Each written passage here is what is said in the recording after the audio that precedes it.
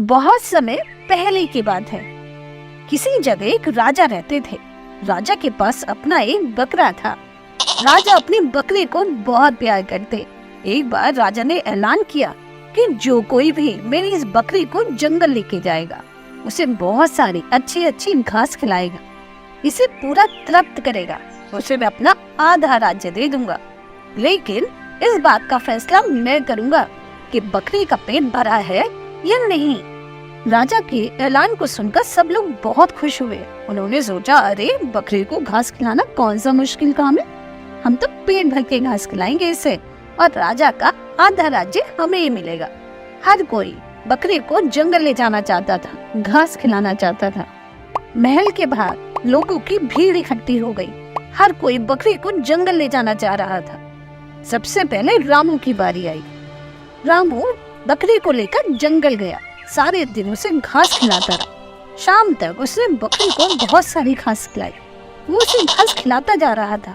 उसने सोचा कि आज मैंने बकरी को इतनी सारी घास खिलाई है, अब तो जरूर इसका पेट भर गया होगा।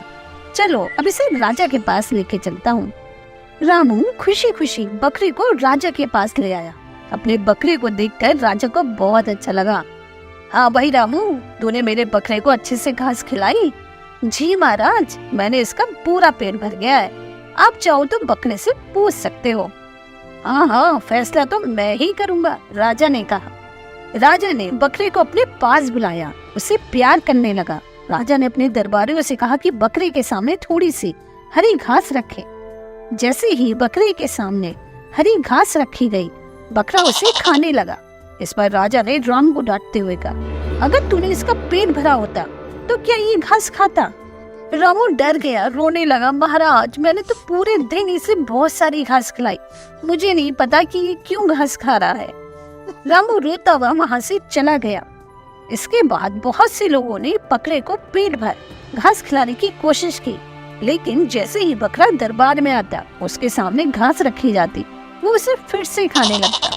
राजा को सब पर बहुत गुस्सा आ रहा था। राजा ने दरबार में कहा, लगता है मेरे राज्य में ऐसा कोई नहीं है जो मेरे बकरे को पेट भर के घास खिलाए।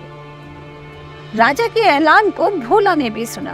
भोला नाम का भोला था, लेकिन दिमाग से बहुत तेज था। वो राजा के पास गया और कहने लगा, महाराज, आज मैं इस बकरे को जंगल लेके जाता हूँ और इसका पेट भर के ही लाऊंगा। अब जब भी भोला बकरे के सामने घास रखता और जैसे ही बकरा घास खाने को होता, भोला उसे लकड़ी से मारता। पूरे दिन भोला ने ऐसा कई बार किया।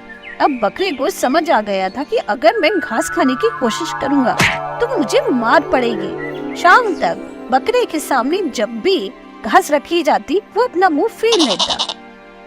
शाम को भोला खुशी खुशी बकरी को लेकर राजा के पास आया।